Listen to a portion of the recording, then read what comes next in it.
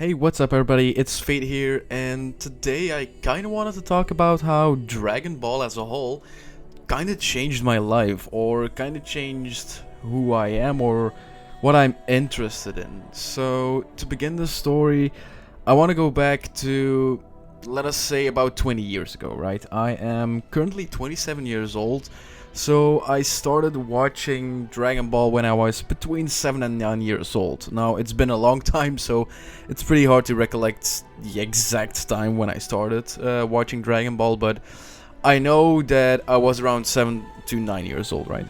So I picked up Dragon Ball as a show because it was on Channel 2, which is a national broadcasting channel that doesn't really exist anymore today.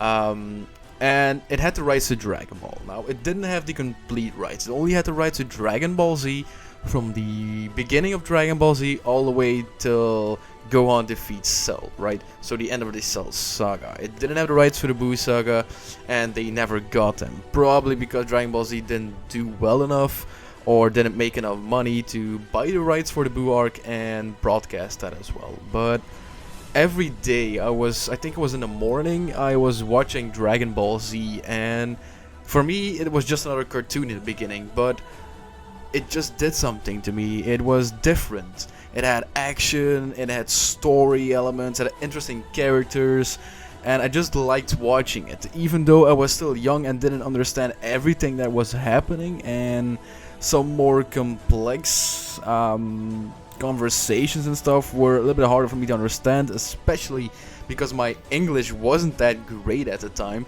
It had Dutch titles, so Dutch subtitles, because Dutch is my native language.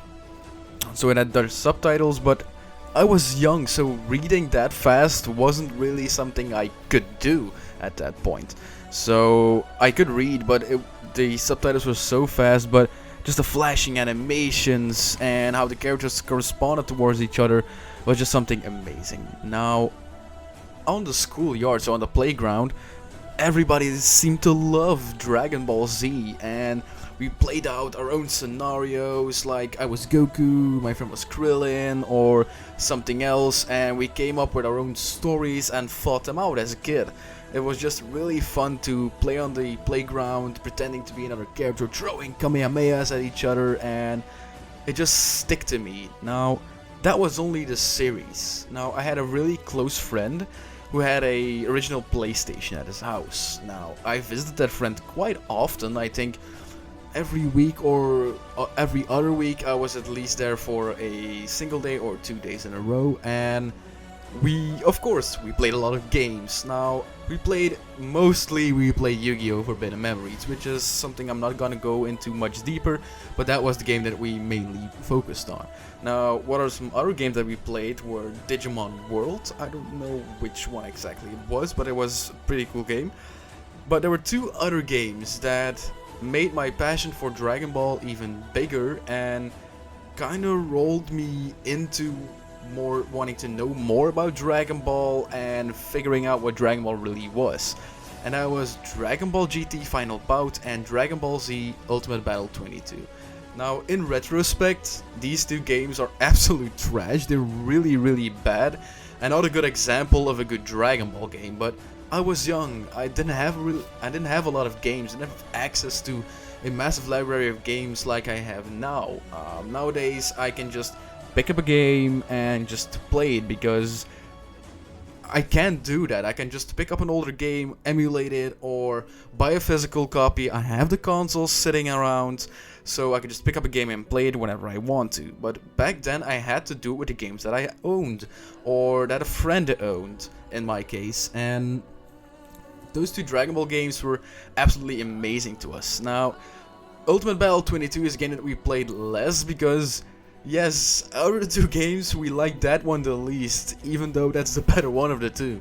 Now, so we played a lot of Dragon Ball GT Final Bouts, and had a lot of characters that we don't know. For example, Baby was in there, and we had no idea who that character was, but the majority of characters were not new to us, and we know who these characters were. Like, the character we played the most was also a character we didn't know was Vegito, because Vegito doesn't appear until the Buu arc, and we've never seen the Buu arc.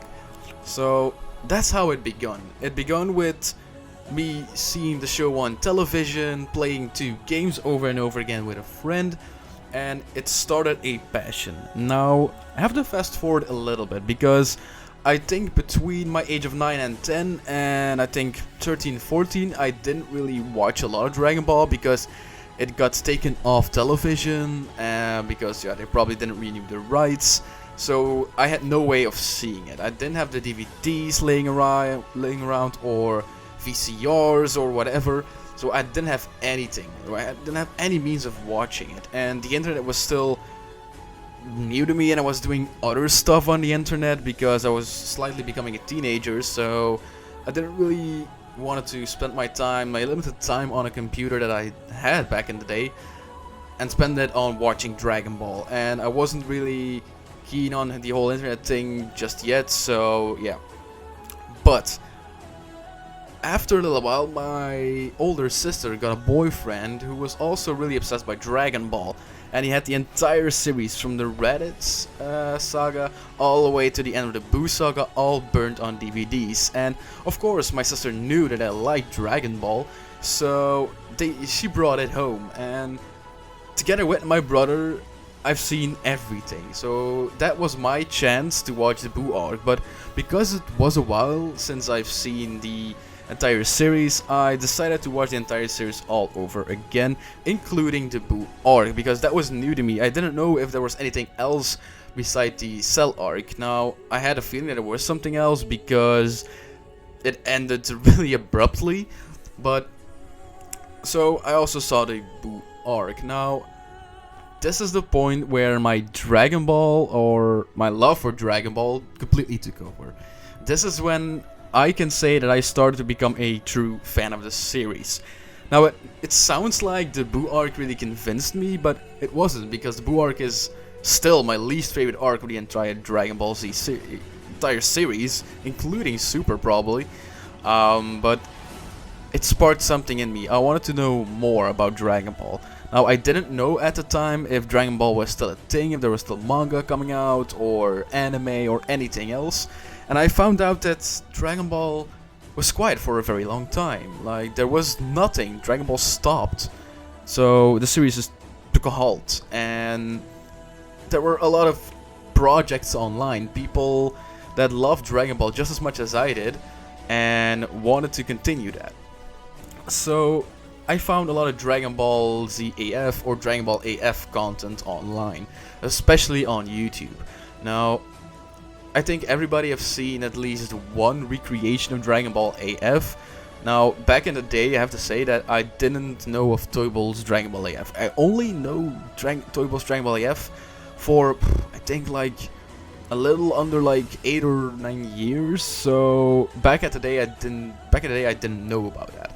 But so I watched a lot of fan projects, and that sparked the love for the Dragon Ball characters even more, up to the point where I even created my own Dragon Ball AF stories. Now, they're probably somewhere on the internet still. I have no idea where they are or where I uploaded them. Did I even upload them on YouTube? Did I use another channel to upload them? I have no idea. But I did do my own projects. So, but beside that, there were still a lot of games that kept me going and kept my love for Dragon Ball so big. Now, the point of this video is I want to show you guys or tell you guys how Dragon Ball changed me, right? Now, it's kind of when I became a teenager, I wasn't really, let us say, loved at school, right? I got bullied a lot, I got picked on a lot, and Dragon Ball is something that lifted me up. It's something that always made me smile. Like, the games especially at that time, because there was no new anime, and after a while of watching Dragon Ball AF over and over and over again, or at least the different projects, I kinda had it with it, because none of them was on par with the series, or none of them was interesting enough to me to keep following. So the games were something that kept me reliving the story of Dragon Ball Z, especially the Budokai series were games that I really enjoyed. Games like the Budokai series or Infinite World was a really good game. So the PS2 era of games and also the PS3 era of games, because Dragon Ball was still not a thing yet, so, or at least Dragon Ball Super was not a thing yet. So Dragon Ball Z games on PlayStation 3 also kept me going and kept that love for the Dragon Ball series going. Back in the day, I didn't really watch Dragon Ball YouTubers beside Team 4 Star, which is also one of the reasons why I kept loving Dragon Ball. But yeah, Dragon Ball was always there when I fell down, and Dragon Ball was always there when I needed a source of entertainment or anything else. Now, besides gaming, it was the anime, Team 4 Star, any music that Bruce Falconer made for Dragon Ball, because that's the music we got on TV, not the original Japanese score, and it was just great. It always made me feel like I was happy when I was playing a Dragon Ball game or watching the Dragon Ball anime. Now, that's basically what I'm trying to say. Like, Dragon Ball really changed my life, and then the moment came. It's been a few years by now, but Dragon Ball Z was returning. Now, I came home from work and I wasn't expecting anything. I was just going up to my room, putting on my computer and do some stuff, right? Watch some YouTube, play some games, maybe go into the Dragon Ball community again and see if there's anything new for fan project. But I wasn't expecting anything because I wasn't really following the Dragon Ball news that much. So I didn't have any clue that Dragon Ball would be returning. Now, suddenly my brother screams from the other room, "You have to take a look on Facebook." Because, yes, I had a Facebook profile and I was really curious what he meant. Like, I kept scrolling, didn't see anything, what's wrong? And then there it was. It suddenly popped up. The announcement of a new movie, being Dragon Ball Z Battle of Gods. And I was completely losing it. And at that point, I was already at a high point in my life where Dragon Ball concerning. And so that announcement alone, not even the movie itself, but that announcement alone made me completely lose my shit. I became an even bigger Dragon Ball fan, if that was possible, and from that day on, for weeks I've been searching for a possible sub or dub or even an original cam version of the movie so I could watch it, and suddenly there it was. I found the original Japanese version, so I didn't understand anything that was happening. But with Dragon Ball, makes it fairly easy to understand what's happening without having too much texts. So I kinda understood what was happening, but not completely. Now, a few days after, I found a, I think, Spanish or Portuguese dub. Now, this didn't make things any easier, so wasn't getting any smarter, but I think a few weeks later I found the English sub from, I think, Funimation, and I absolutely loved it. This sparked a new interest in Dragon Ball for me, and I was speculating the new series coming, another movie, and what we got was another movie. We got Resurrection of F, and again I was hyped, and again my love for Dragon Ball made me happy, because throughout my life, I haven't been the most mentally stable person in the world. Now, I haven't really shown that to the outside world, but there is always something going on inside my head. But these announcements, these movies, the episodes, the fan project, the games, always lifted up my spirit. So, even though Resurrection of F wasn't really great, I didn't really enjoy it, I went into the same route as I did with Dragon Ball Z Battle of Gods. I watched the original Japanese version, I watched a Spanish sort of Portuguese dub or sub, and then I watched the English sub. And the movie grew on me, so I kinda like the movie right now. And then, of course, Dragon Ball Super, the series, began. And I was kinda disappointed that Battle of Gods and Resurrection of F were the first two arcs of the series, and especially Resurrection of F. That was a really bad arc, but it just happened, and I was happy. So for the next couple of years, the series went on, and in March of 2018 it stopped, but I knew that the manga was not, and the manga was still going. It wasn't at the Moro arc yet, but it was still going. Now, then the Moro arc appeared, and that's where we kinda are right now. my love for Dragon Ball has never been as big as it is now. Like, for example, for Christmas, I've got the entire Dragon Ball Z manga set as a present. I've bought myself Dragon Ball Super Broly. Yeah, I didn't talk about Dragon Ball Super Broly because there's much to say about Dragon Ball Super Broly. I was really excited to see it in theaters. But beside that, I like the movie, but I'm not as hyped about the movie as everybody else is. But it's an enjoyable movie. But now I got the entire Dragon Ball Z set. I've bought myself Dragon Ball Super Broly on Blu-ray. I am currently collecting the orange boxes from the UK and the USA of Dragon Ball Z.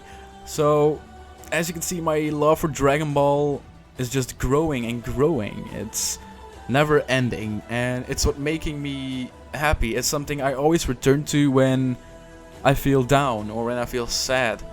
There's always something Dragon Ball inside me, and I want to thank everybody in the community who ever created something Dragon Ball AF. Even if I didn't see it or heard about it, you are one of the reasons why me and many other people felt happy and felt joyful before the Dragon Ball Renaissance. So Dragon Ball is something amazing, and that's just what I really wanted to tell, and I wanted to share with you how I feel about Dragon Ball and how much of a fan I really am. So I really hope you enjoyed this video. It's something different, but I really hope you enjoyed it, and let's see each other in the next one. Bye.